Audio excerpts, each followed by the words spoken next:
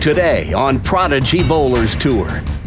10 kids began the day hoping to be among the chosen ones, the top 2 in the littles, the top 4 in the bigs, to advance to the show today.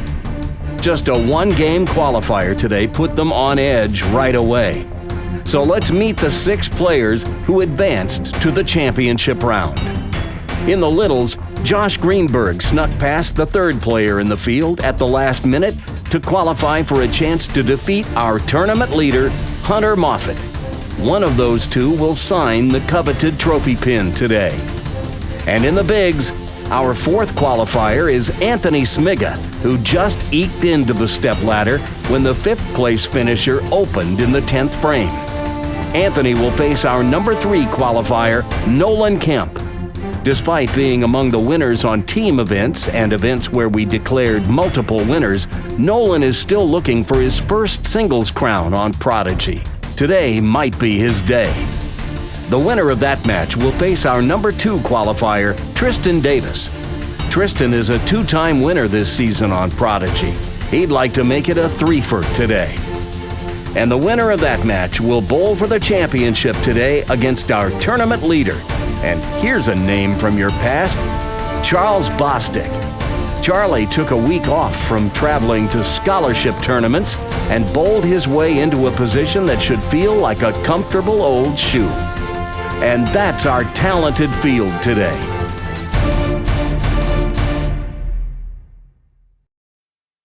Celebrating junior bowling, elevating junior bowlers. This is Prodigy Bowlers Tour. Live on tape from Brunswick Zone Roswell in Roswell, Georgia. This is Coach Randy, welcoming you to episode 83 of Prodigy Bowlers Tour. Taco Saturday. You know, that seemed like an appropriate name for the show today, since we're bowling on the WTBA pattern known as Mexico City. Arriba!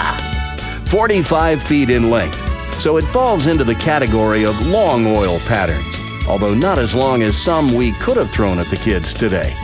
Just a 2.5 to 1 ratio, so you have to be very accurate if you want to score today.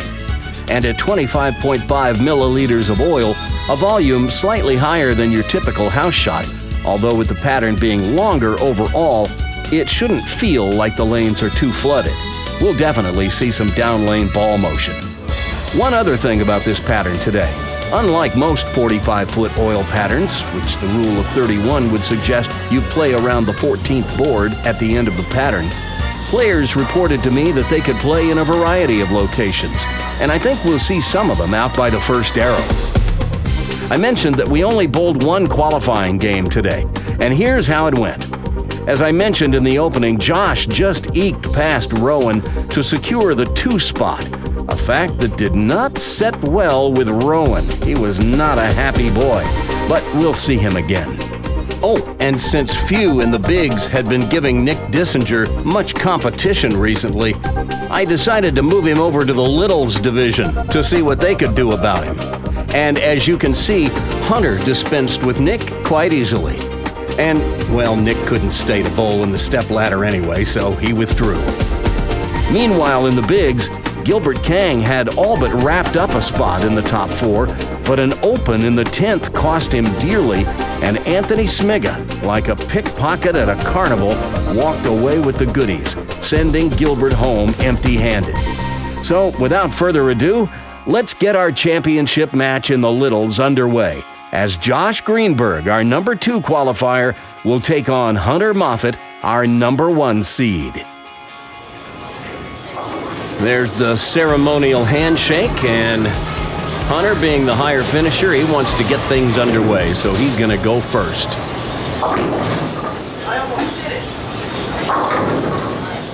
A Brooklyn hit to start. Hunter leaves himself an easy spare, though, the 5. His 197 game in qualifying would have led either division, the littles or the bigs. He had the highest game of anybody. Maybe next time we need to put him in the bigs. We put Nick in the littles this time. Seems a pretty fair trade. What do you think? There's a spare to start for Hunter. And now we get our first look today at Josh Greenberg, who was pretty doggone happy that he snuck past Rowan in the qualifying to make the show today.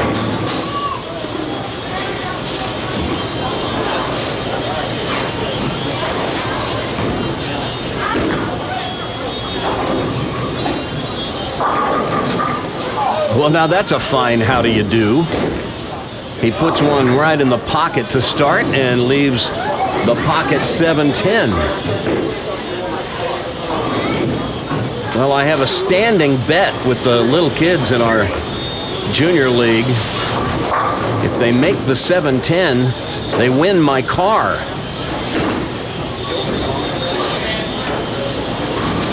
Of course, I don't tell them that it may not be the car that's in the parking lot. It might be Hot Wheels that I have stashed away, but you never know.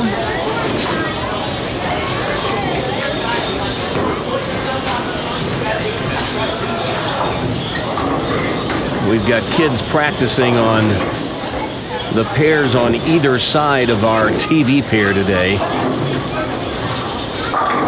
Well, look at Josh bounce back from that open frame. He would have liked to have gotten that reaction the first time. You can't throw it any better than this with a light ball like the one he's throwing. Look at this.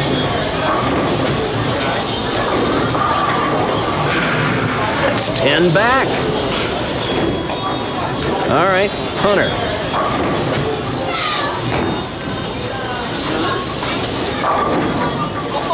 Well, those pins must be nailed down on that lane. It's not every day you see a Brooklyn 7-10, but that's what you just saw. And that ball actually deflected in front of and around the 7.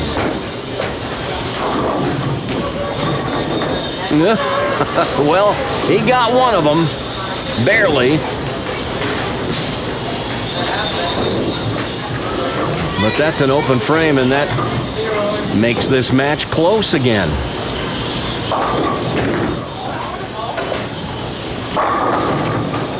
Now, Hunter's just not giving it room out to the right. He's being a little careful with it. He knows that if you send it wide, it may not come back, but he's kind of over-correcting, being overly cautious. There's the 3-10, the baby split, put the ball on the right side of the 3, let it deflect into the 10. Well, that's perfectly done right there. That's how you do it. So that's a spare in the third for Hunter, and I think we're going to have to take another look at that. He goes cross lane. That makes the angle a little easier to convert the 3-10. And he gets the right side of the 3-pin, and it deflects into the 10.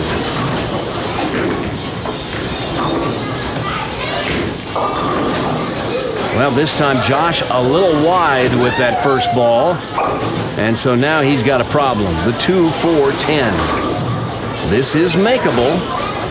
Get the ball over on the left side of the 2-pin. The ball will get the 4. And the idea is to throw the 2 over into the 10. Got a hook. Well, he gets a couple of them anyway. But that's an open frame, and the lead goes back to Hunter.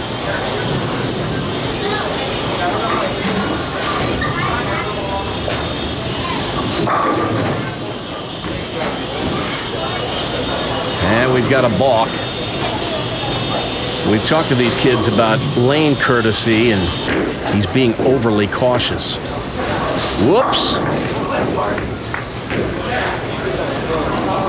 Well, you just can't go that wide on this pattern. 45 feet, the ball is not going to have time to hook back if you get it too wide. Now, we bowled today on 35 and 36 and 37, 38, 39, and 40 in qualifying. Well, we didn't bowl on 37, 38 in qualifying. I take that back. We saved that. It was fresh for the TV show.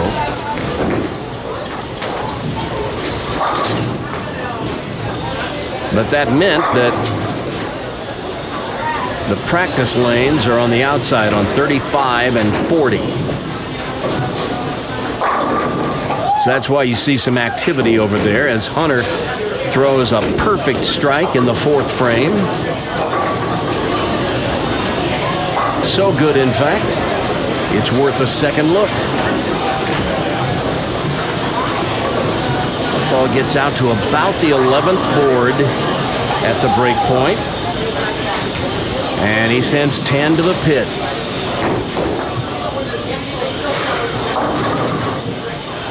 Once again, not quite wide enough. He's having a hard time getting the ball out to the right far enough on the left lane for some reason. But he's left the 6-10. Certainly that's one he can make.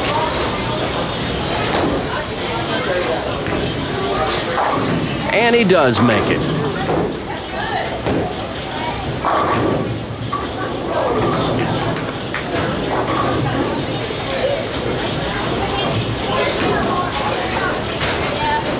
It's interesting to watch these young ones go at it. You never really know if they're trying to give each other the needle or they're just encouraging each other. I prefer to believe the latter. That thing almost got back. He got 9 out of it. Had the 2-4-5 up for a second, but everything went down but the 2, so a very easy spare. And Josh takes care of it.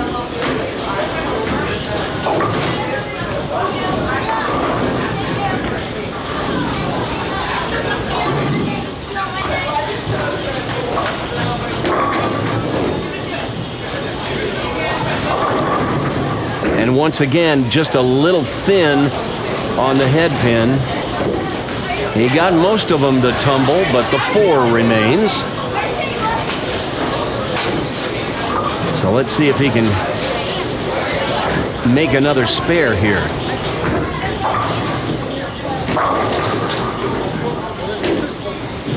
Uh-oh, look out. Yep, just didn't give that one enough push to the right. So Hunter's lead grows to 34.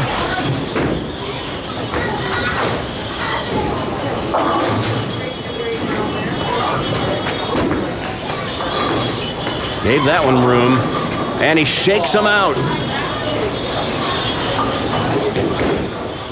Well, he hasn't been having as much trouble getting the ball out to the right on the right lane. That time he almost got it a little too wide, but it came back. Watch this, that's out to about 8 at the break point, and just ticks the head pin, and he gets a shaker.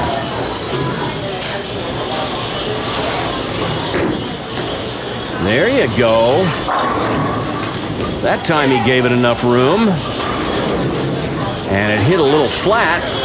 Didn't drive through and get the 5 pin. You know what they say. No drive, no 5. But it's an easy spare. They don't get much easier than the 5 pin.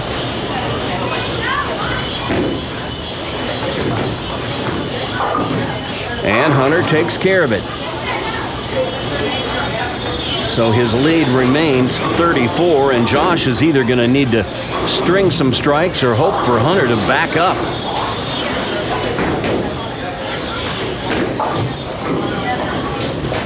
Brooklyn, maybe? Doesn't get quite enough of the head pin for a Brooklyn strike. Leaves a tricky spare here. The 3-6-9 can be missed in a variety of ways. Here's the best way to make it.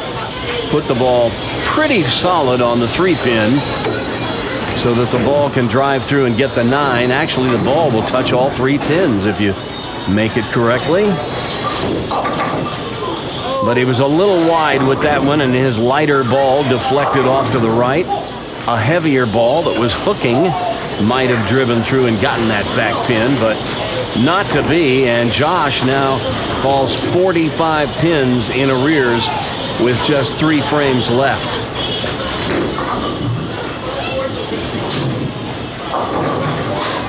And that one looked like it wanted to try to come back, but it just skidded a little too far, and now he's got the washout. The 1-2-4-10, put the ball on the left side of the head pin, try to drive the 1 into the 10. And he got the hard ones, but with every spare, there's a key pin, and it is the one in front. You have to hit the key pin with the ball if you want to make the spare, and Josh didn't get the head pin.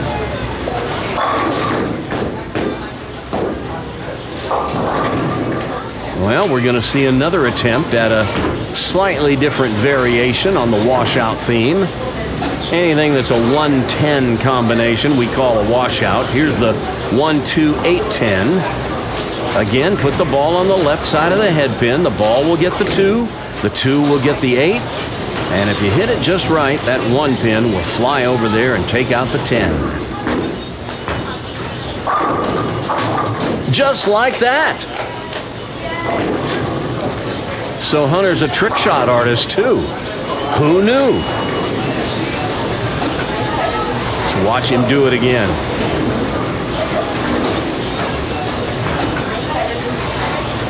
Got a hook. But it does. Perfectly. All right, 9th frame.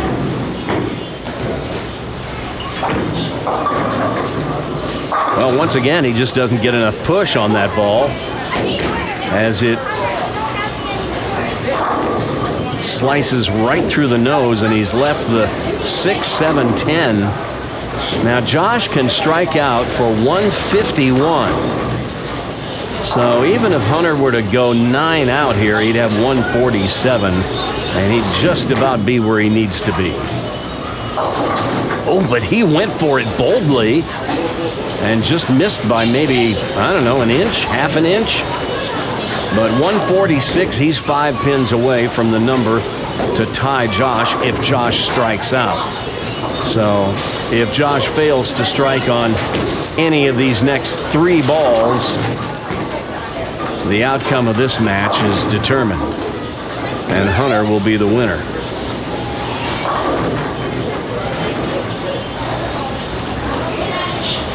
But Josh is going to go through his routine anyway.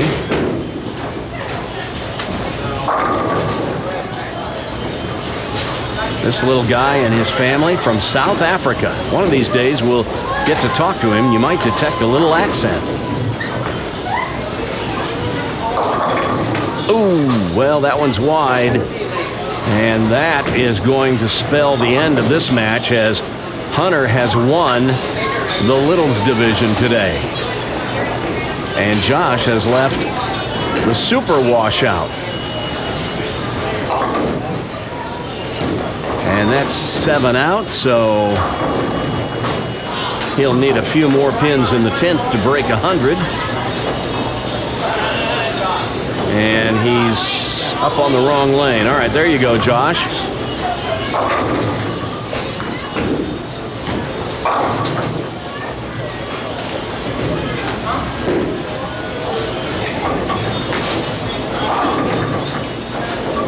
Well, there's the 1, 3, and the 9, as Hunter's going to go ahead and finish out, as the outcome of this match is already determined.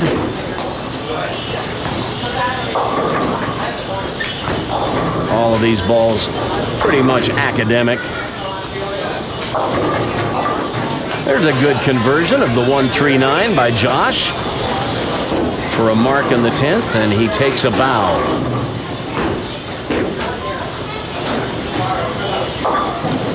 And Hunter converts the mirror image of that spare.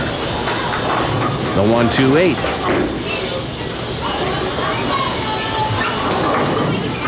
Well, I guess I've said it before on Prodigy, but I think what Josh needs more than anything else is to just grow. When he gets a little bigger, gets a little more meat on his bones, and those bones get a little bigger, he's got the heart of a lion. I know he's going to work at it. He loves to bowl. So I think he's going to get better and better.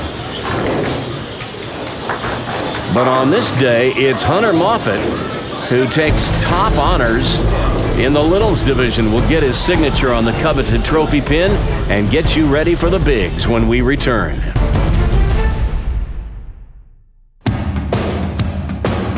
You got the confidence. You got the right attitude. Now you can just add Kick for part of the nutrition you need. Kick is complex carbs for the energy you want, working together with vitamin B1 and iron. Kick is in the Kellogg cereals you already love.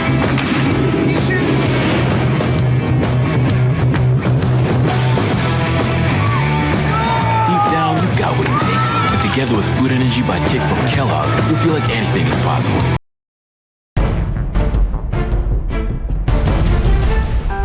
I'd say both of our finalists had a pretty good day. Josh managed to qualify as the 2 seed today, and Hunter had 2 pretty darn good games. A 197 in qualifying and a solid 164 in the championship match. 2 opens, but those were both splits, and he made everything else. So Hunter is our winner today in the Littles division, and he has put his name yet again on the coveted trophy pin. So now we turn our attention to the championship round among the bigs. Tristan and Charlie are waiting in the wings and staying loose on our practice lanes as we begin match 1 between our 4 seed Anthony Smiga and our 3 seed Nolan Kemp. Only one of these 2 can advance to face Tristan in the next match. Which one will it be? Well, I guess we're about 20 minutes away from finding out. The 2 players exchange a handshake and, Nolan wants to finish first, so he's sending Anthony up to start the match.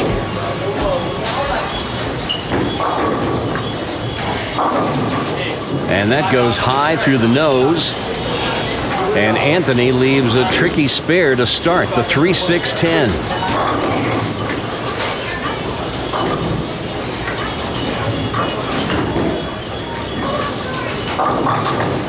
Oh my goodness. That looked like it was okay. He hit the 3 and the 6. It didn't look like it was that much more solid on the 3. That was a bad break. I don't know that I've ever seen one quite like that before. But an open to start and advantage Nolan.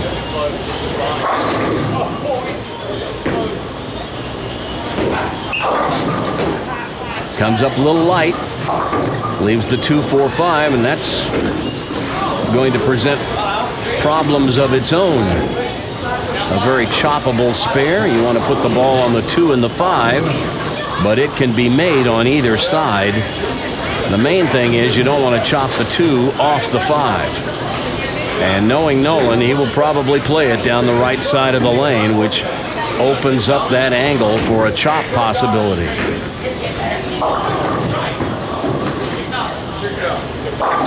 But he crosses over and gets it on the left side, and no problemo.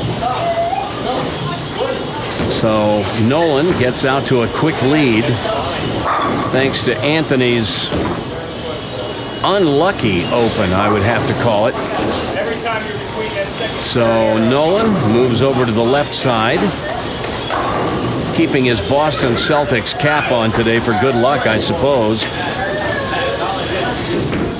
Either that or he's cold.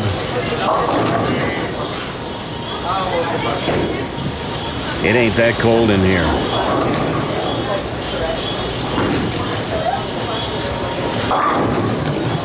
And this is what we've seen a lot today. We saw it in qualifying. We saw Hunter do this in the earlier match. Because you can't really send the ball out wide, it'll just sail. They tend to try to help it up. And when they do that, it just goes through the nose.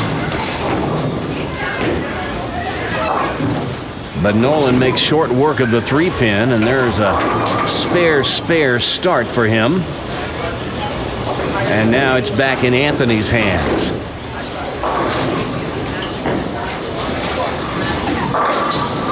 And he gets a crossover, trip 6, to get his first X on the scoreboard. And I don't think he's going to be too picky about how he did it. Watch the 3-pin. It's going to go to the right wall, slip between the 10 and the 6, and get the 6 from behind. You take strikes however you can get them. And that's one way to do it.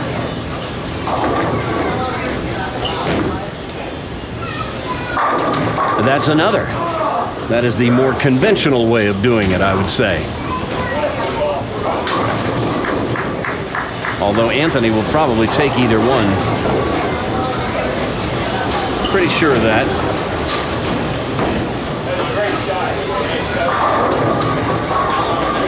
That was right in the hole. All right, Nolan up on the right lane. This match back to even, despite that open in the first by Anthony.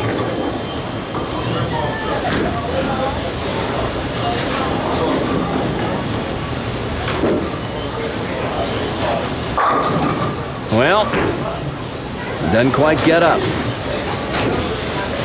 Mexico City, not a pattern that's going to give you much bailout room to the right. With just a 2.5 to 1 ratio, yeah, you can send it right, but it's not going to come back like it does on a house shot.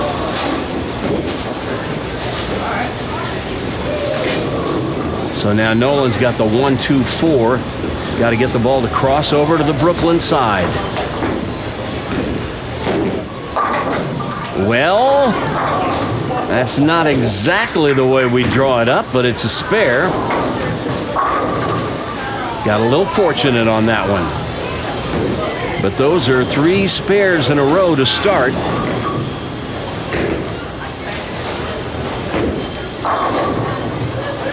And when strikes are hard to come by, you take your spares however you can get them.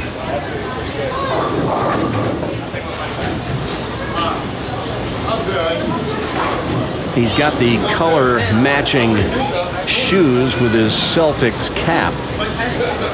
I don't know if that's an intentional fashion choice, but it's looking good. Well, that's pretty much the same shot he made last frame.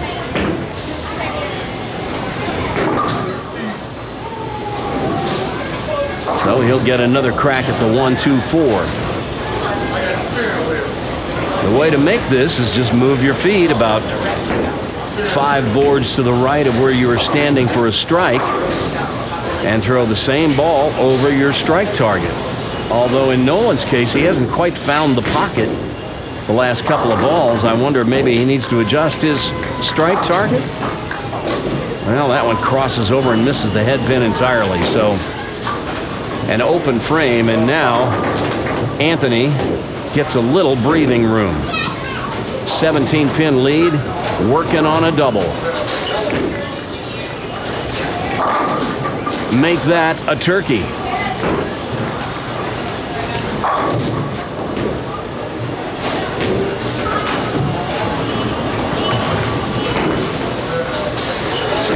This powerful two-hander who gets pretty good rev rate shreds the rack.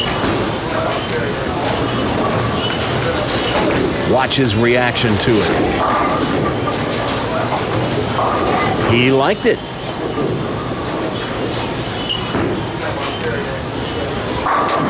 And if he liked that one, I bet he's going to love this one.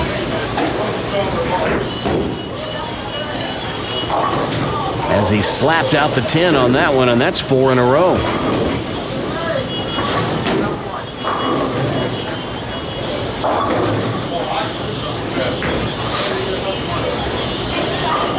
Now Nolan's got to dig himself out of this hole. He's got to start striking and try to match what Anthony's doing.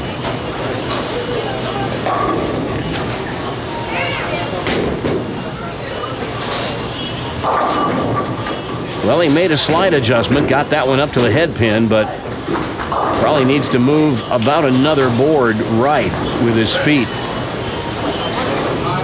The 2-4-5-7. Here's how we recommend making it. Pretty much the way you'd shoot the 2-4-5. Again, you can make it on either side, but we recommend going on the right.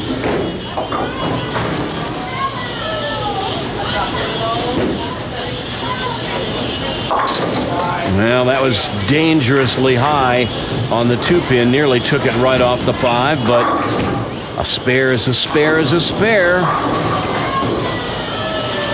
Watch how close this one comes. They say football's a game of inches. How about fractions of inches?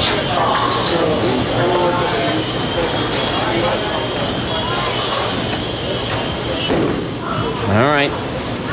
Back up on the left.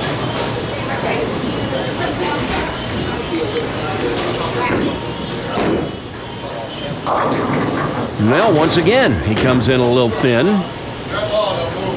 Just not quite getting the ball up to the pocket where he wants it. Leaves the 2-4-5.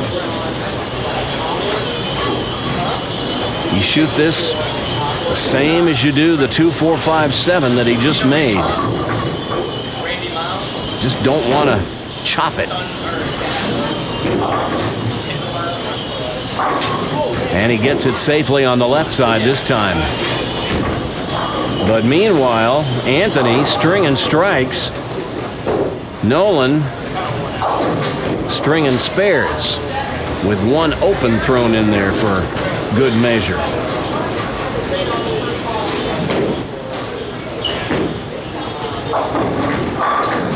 Look at Anthony just putting one right after another. That's 5 in a row.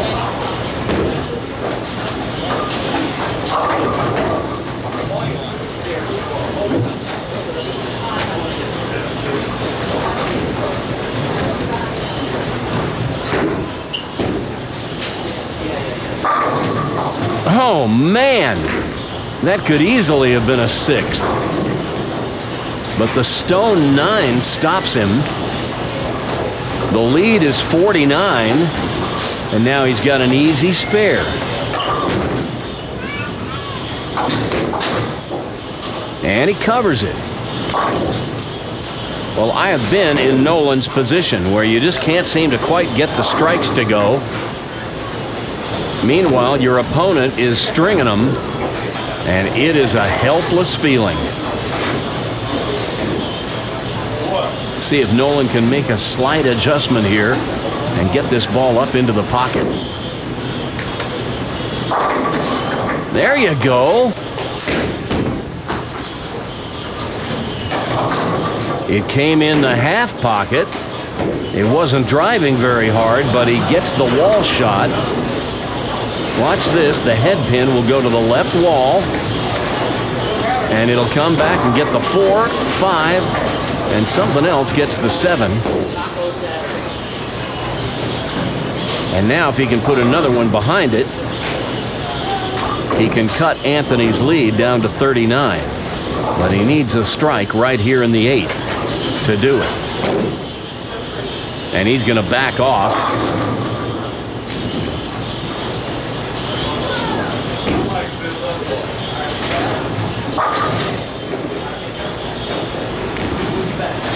Usually when we bowl on 39 and 40 for the show, we put the practice pair over on 35, 36, but here there's only one lane buffering the players and the practice bowlers.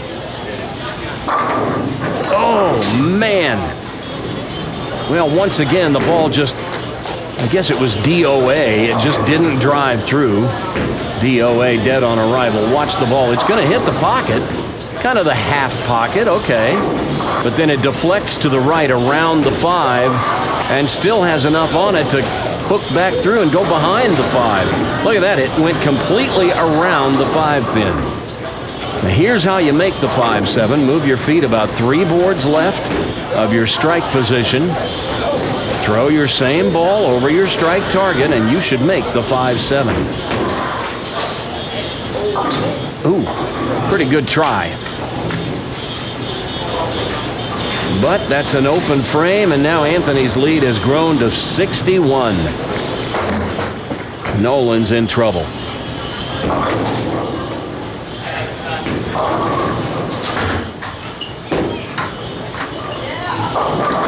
Well, Anthony didn't like that one as soon as it left his hand. And he's got the 2-4-10. Fortunately, he's got pins to squander. Here's how you make the split. Put the ball on the left side of the 2. Throw it over into the 10. The ball will get the 4.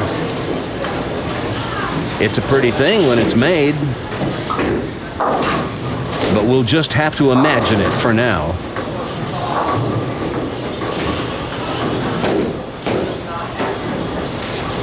The lead shrinks to 47, but that's still a lot late in the game. Well, boy, I tell you, if that had left a split, we might have been talking about a slightly different scenario, but as it is, Nolan can strike out for 187.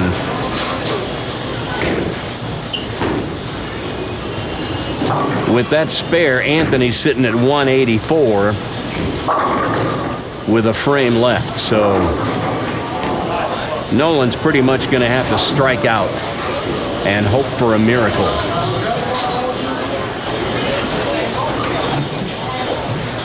I've seen some strange things happen in this game. There's one right in the pocket. No doubt about that one. There wasn't going to be any deflecting around the 5-pin on this hit. This is what we call high flush.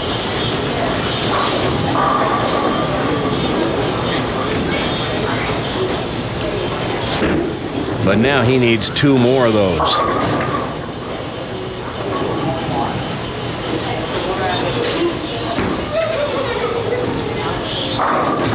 Oh boy, that was pretty close.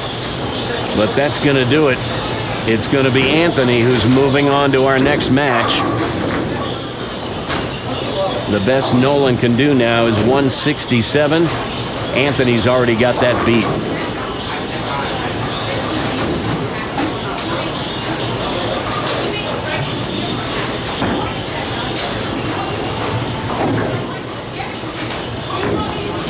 So a spare in the 10th, and he shrugs his shoulders, throws his arms up as if to say, you win some, you lose some. And that's probably the best attitude to take when it's just not your day.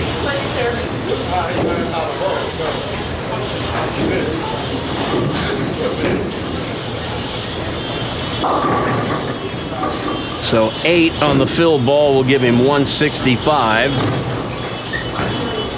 Not what he had hoped for. But Nolan just ran into a buzzsaw this game. Look at this. Anthony, a possible 224. We didn't have any 200 games in the qualifying ground.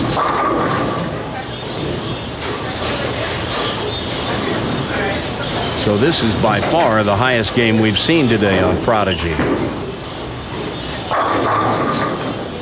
It's going to be a 214 when he covers this 10-pin.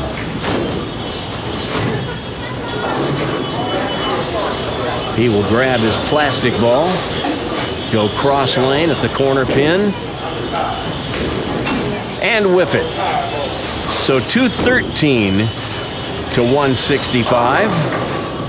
And that is good enough to send Anthony into our semifinal match. He will face Tristan Davis when we return.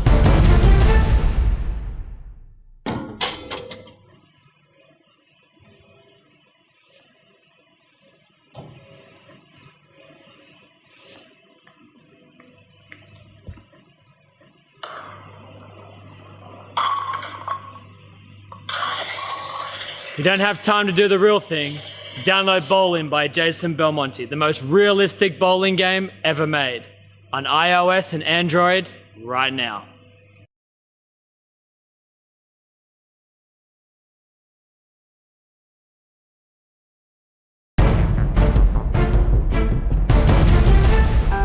A 5-bagger by Anthony in the early frames of that first match put Nolan on the defensive.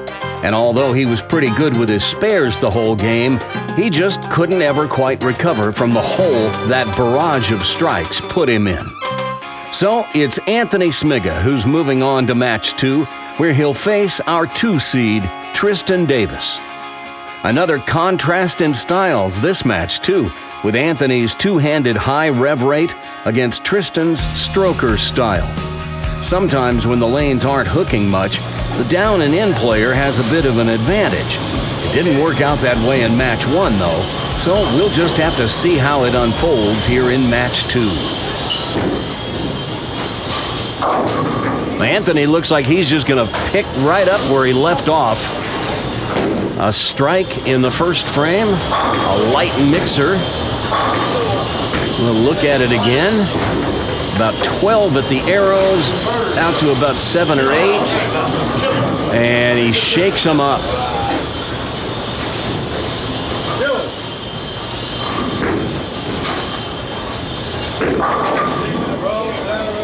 And there's the difference between the high rev rate and the low rev rate.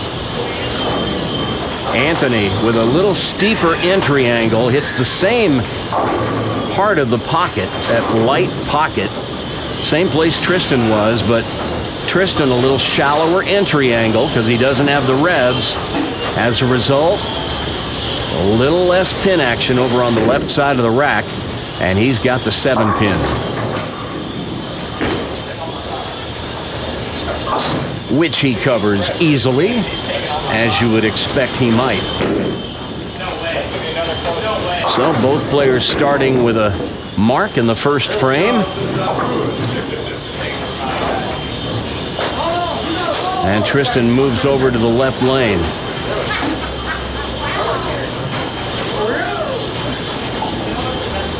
He is playing from the right side of the lane.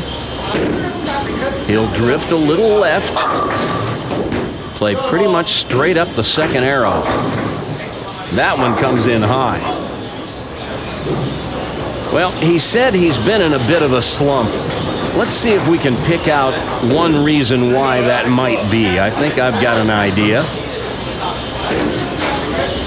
As we see Tristan's style, look the distance between the ball and his ankle. This is from about 14 months ago when he was winning the 7th frame sweat. The ball's much closer to his ankle. The closer you get, the more leverage you have. When the ball is that far away from your ankle, you're leaking power at the release point. Covers the spare though. The solution there, I suspect, for Tristan is to get his push away a little more to the left so that the ball is more on plane going back and through. And then just keep his elbow in tight on the way down. You've really got to think about swinging the ball as close to your ankle as you can to get it in there. Here's Anthony. He gets that thing out to about the 4th or 5th board and just shakes him out again like he did in the first frame. With that high a rev rate, you're going to carry that light hit more often than not. The high hit, not so much.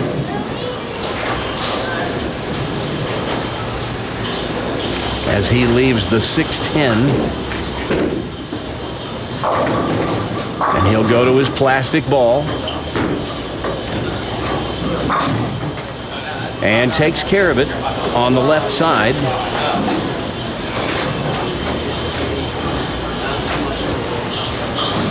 So now Tristan. The difference in this match so far is just Anthony's double in the first and second frames. Tristan's right there.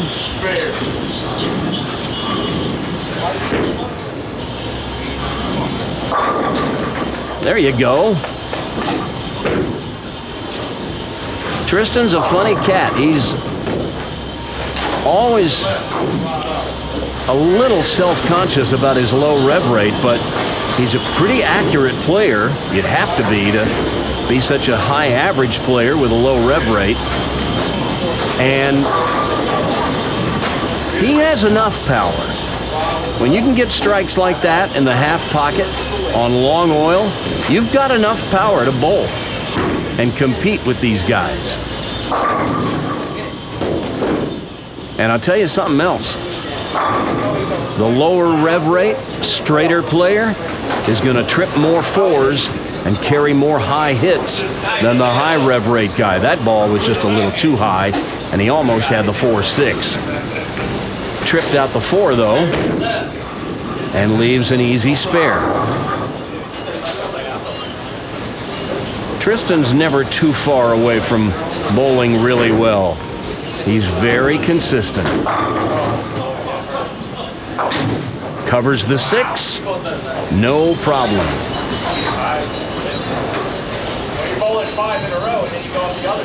So Anthony moves back over to lane 38.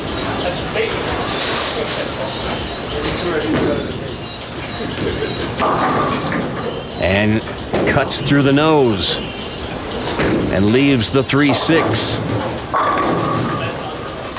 I'd like to see him standing farther to the left to shoot this spare.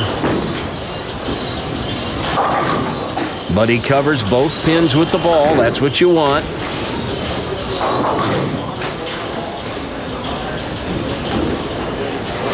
Tight match. Less than a mark separating them.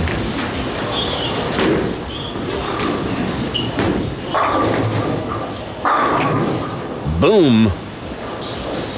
Never much doubt about that one. Like a truck running right over him. Get the license number.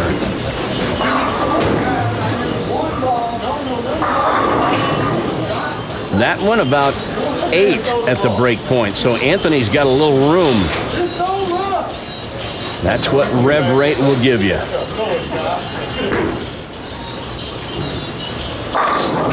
There's a good strike by Tristan. So he's got the right lane figured out. Now he's just got to figure out the left lane. Watch this. He's going to be right in the ideal spot for him. Right about 8 at the break point, and slaps out the 10. When you get that 10 to fall inward like that, you know you've got the perfect angle for you.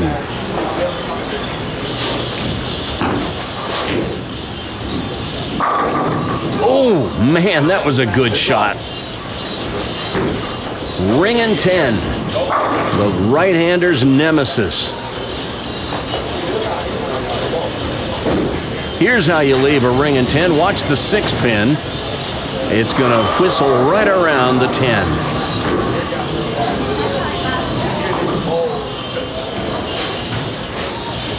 Tristan not happy about that one. That would have given him the lead. But he's going to be less happy about that. An unforced error. And an open in the 6th. And Anthony takes full advantage. His lead just grew from 20 to 30 pins as he's able to stack together a double.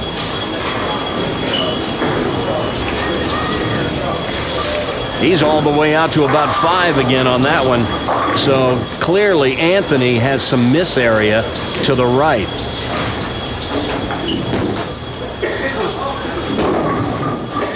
Not that much miss area, though.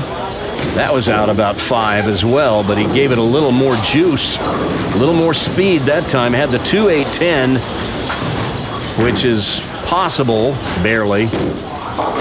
8-10, not so much. As he motions that he got a field goal. But you don't even get 3 points for that in bowling. That is an open frame, and Tristan now with a chance to climb back in this if he can strike first on the right lane and then on the left. He's struck each of the last 2 times he's been up on lane 38.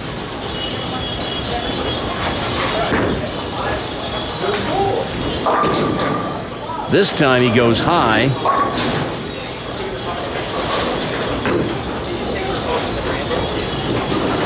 He mentioned to me a little while ago that his thumb was feeling a little numb. And that could be a misfit with the drilling. Or it could be that the edge just needs a little more bevel. Personally, I like the edges of my thumb holes not sharp exactly, but not overly beveled, because I like that ball to hang on to me so I can keep a real relaxed thumb.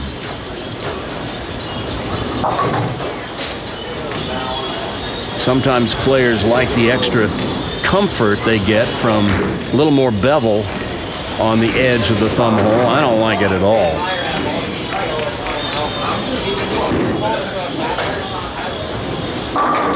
There you go. That one was high flush.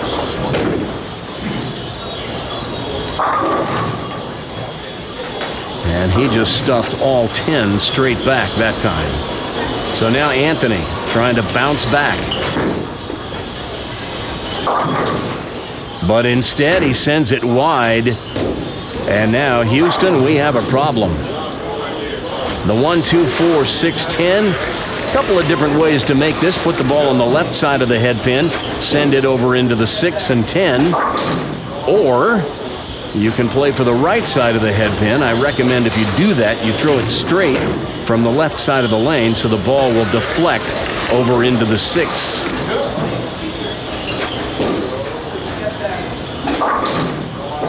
I think he was trying for the left side of the head pin and just got too much of it.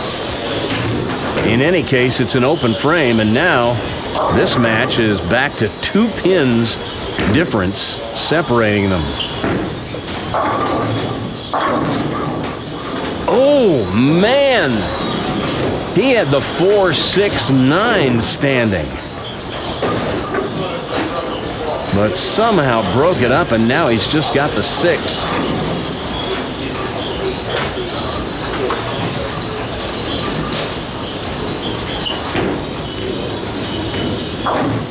But he's left the door wide open for Tristan, who can now take the lead with a strike. And if he can then put a couple more up in the 10th, he can shut Anthony out and move on to the championship match. It's all in Tristan's hand right here.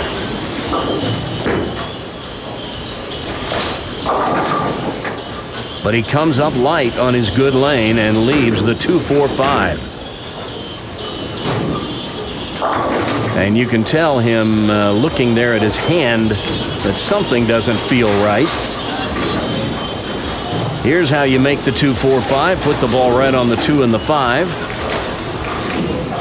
The 2 will get the 4. And we've seen this made on the other side a couple of times today already. Just be careful and don't chop it. All right, he gets it on the left.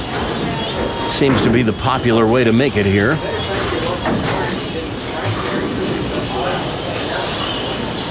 But now what that means is Tristan, no matter what he does, he can't shut out Anthony. Anthony will simply have to match whatever Tristan does.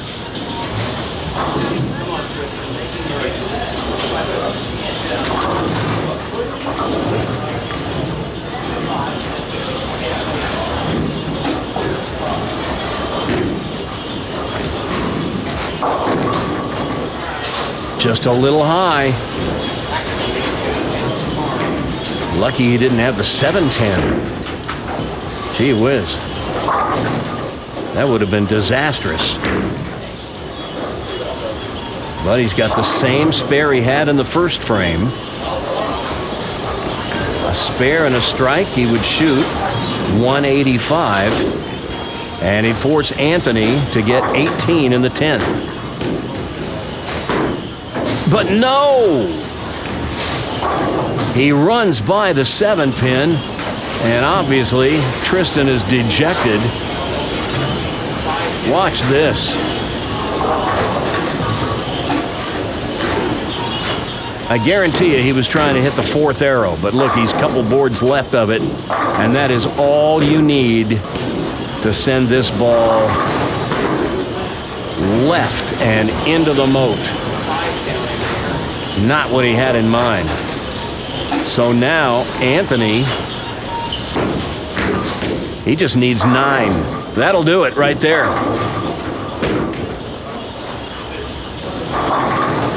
A 9 count on that ball would have been enough, and he would have shut him out. But a strike will certainly do it. And here's the shutout ball.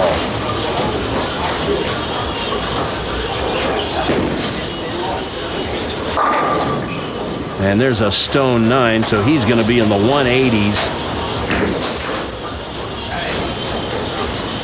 So that is going to set up a very interesting championship match between two power players.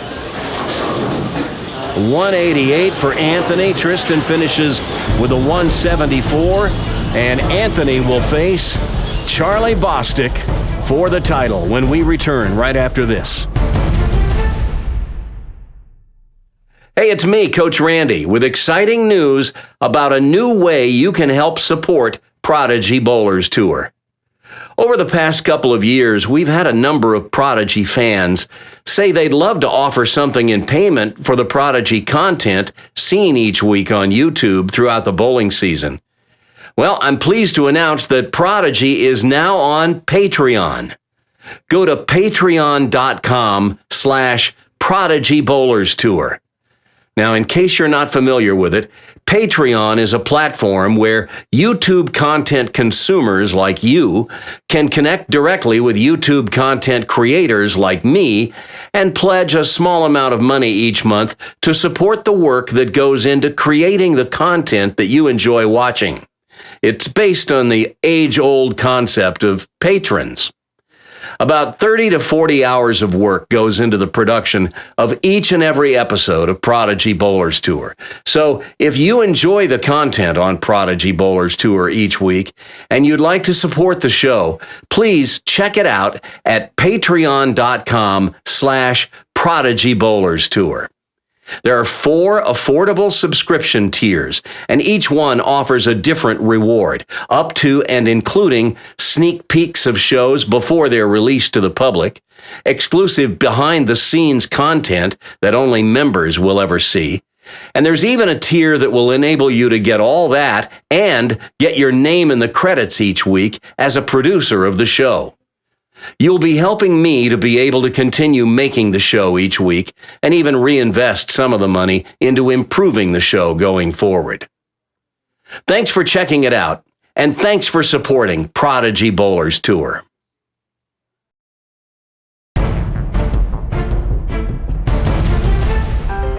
You know, Tristan actually bowled a pretty good game, except for 2 costly opens, a missed 10-pin and a missed 7-pin, both on the left, which should provide a clue as to what he can be working on between now and the next time he's in a competition.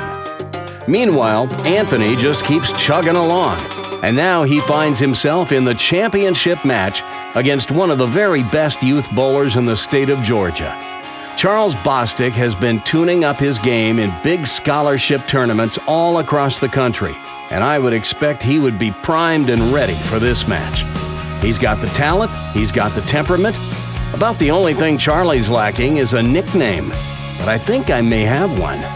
Bam Bam, or maybe just Bam, because you know some people are bombastic, but Charlie is Bam-bostic. You see what I did there? Okay, well, I don't know how long that one will last, but Charlie has opted to let Anthony start the match. And in familiar fashion, Anthony starts with a strike. We'll watch this one again. He will go light again. He's moved in a little bit. Shakes him up. That's just what you want.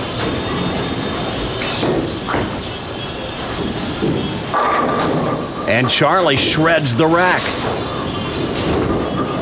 So these two power players both get powerful strikes in the opening frame. Here's Charlie's strike again. Familiar style. We've seen it many times on Prodigy with that kind of result.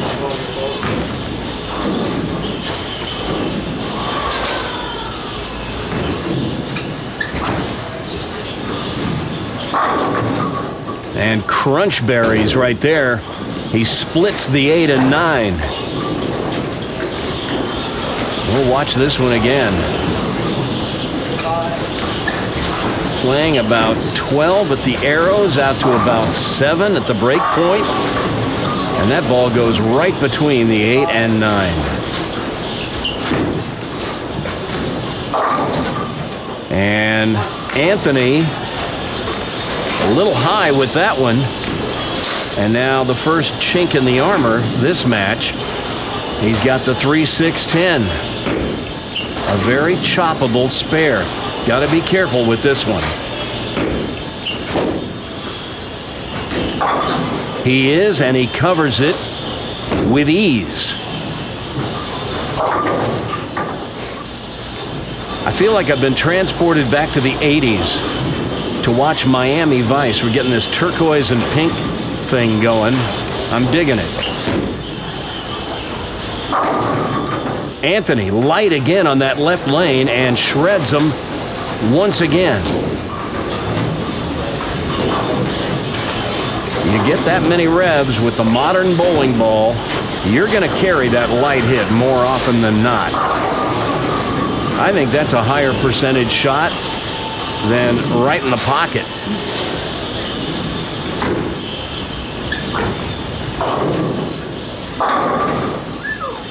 Ooh, man. He almost got a little help. Let's see this again. I think this is going to be the 3-pin. Watch the 3-pin. It's going to go to the right wall and come back, and it just misses the 4. Rolls behind it. So Charlie's string stops after 2. And he covers the spare and takes a 9-pin lead through the first 3 frames of this championship match. Here's something that Charlie has that you don't have. A pair of Air Jordans with bowling soles glued onto the bottom. That's how you bowl in real comfort. There they are. And I can tell you, he loves them.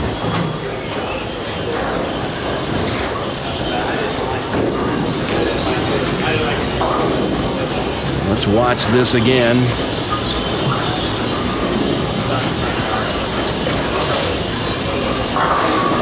Slaps out the 10. The 8 was a little late in going, but not much doubt about this one.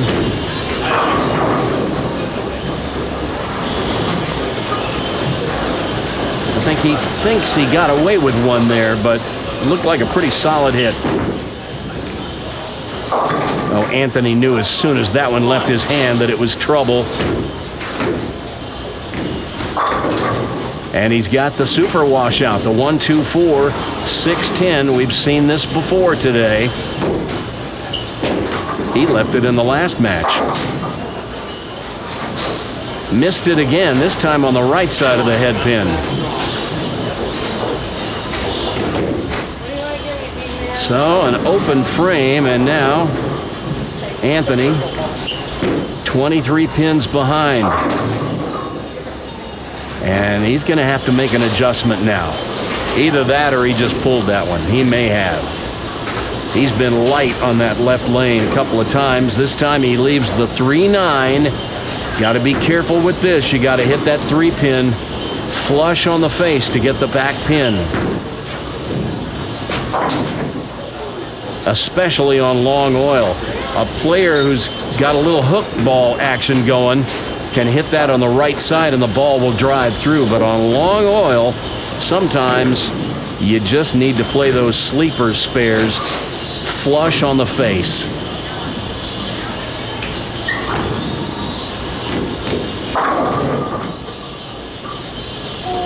Oh man, oh man.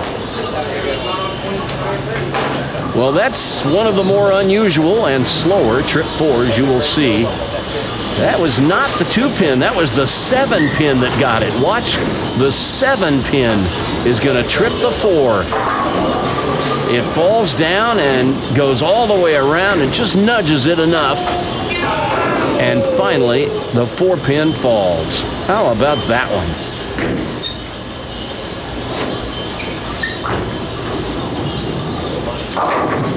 And he gets a wall shot in the 6th frame, and now that's 5 strikes in 6 frames. Charlie looks to be zeroed in. Watch this one. The head pin's going to do all the damage from the left wall. Gets the 4, 5, and 7. Anthony 54 pins behind and gets a Brooklyn. And boy, he needed it. He's going to need a few more, too. He's going to have to start digging his way out of this hole. Back-to-back opens in the 4th and 5th. Ball change? It worked, whatever it was. And that was a good one. Let's watch Anthony's head. Look at his hair flying around. That's because he doesn't keep a very steady head through release. And I preach this all the time. Keep a steady head through release. It'll allow you to keep your eyes on the target for one thing, but it also keeps everything else stable through release. Watch Charlie's head through release. See how steady his head stays, even though his arm swings violently through the release. That's how it's done. All the great players have that on tour. A nice, steady head through release.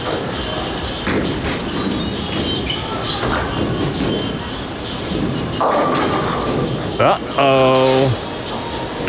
And up pops the devil, the 2-8-10.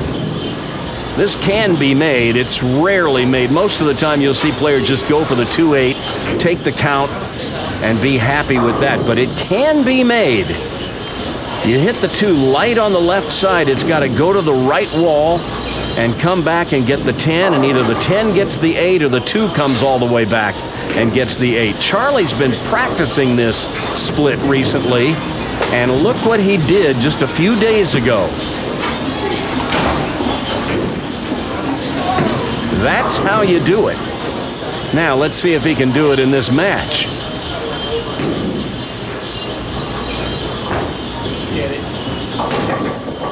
Oh, man, that was close. He didn't miss that by more than an inch. That 2-pin was pretty close to nosing out the 8. Watch this.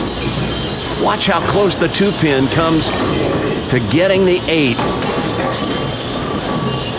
Oh, man. You won't see it much closer than that without going.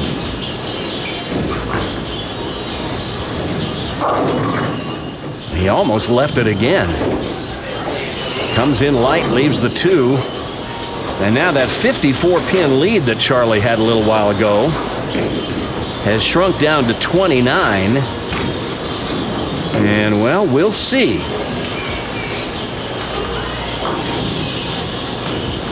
Shouldn't have any problem with the 2-pin. You wouldn't think. But let me tell you something about Anthony. This is a strong-willed young man, and don't count him out.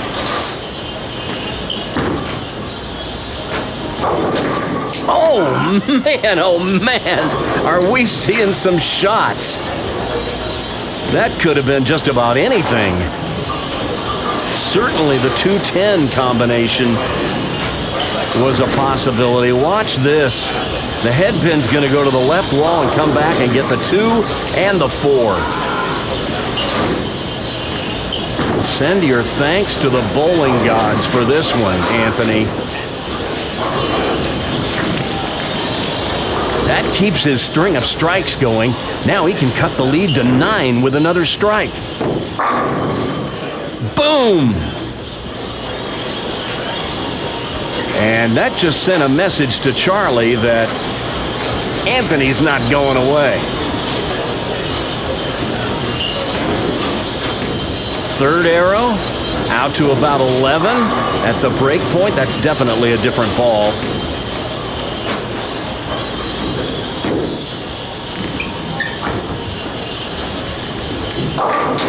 All right, Charlie comes in light, shakes him up. So now that guarantees that Charlie can still control his own destiny. Watch this, comes in light, the headpin's gonna go to the left wall and do the damage. Now Charlie with 2 strikes in the 10th, he can shut out Anthony.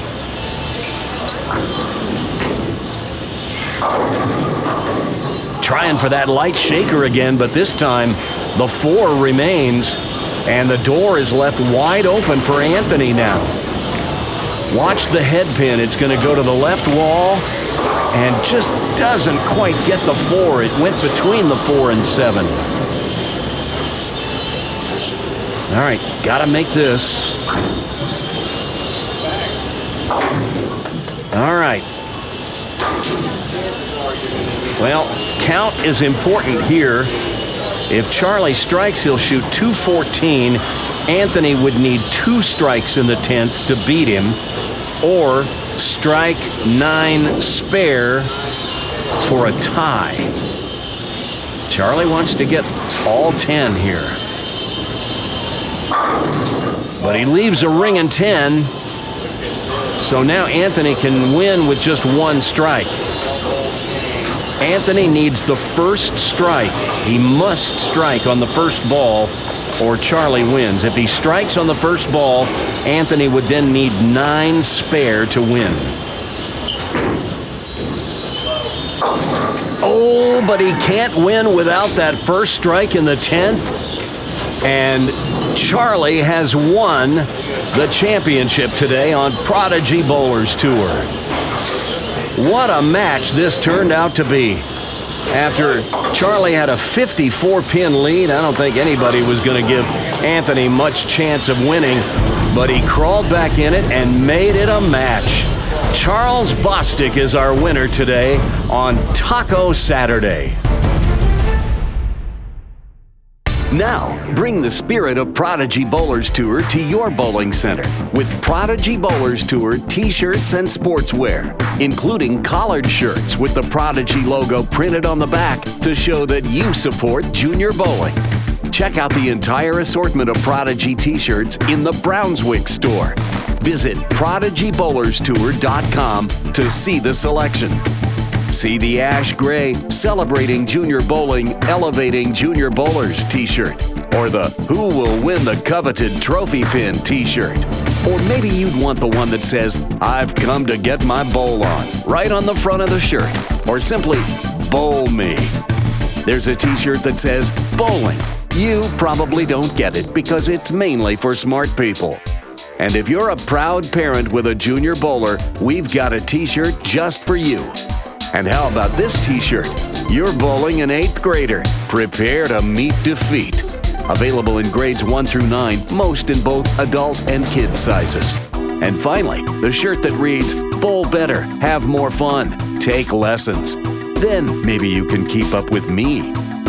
The Brownswick store is powered by the people at Cafe Press, and all of these shirts are available right now. Just go to PRODIGYBowlersTour.com and click on the link to be taken right to the store. PayPal and credit cards accepted. That's PRODIGYBowlersTour.com. Get your bowl on and bring the spirit of Prodigy Bowlers Tour to your house. Order now. Go to PRODIGYBowlersTour.com. That's PRODIGYBowlersTour.com.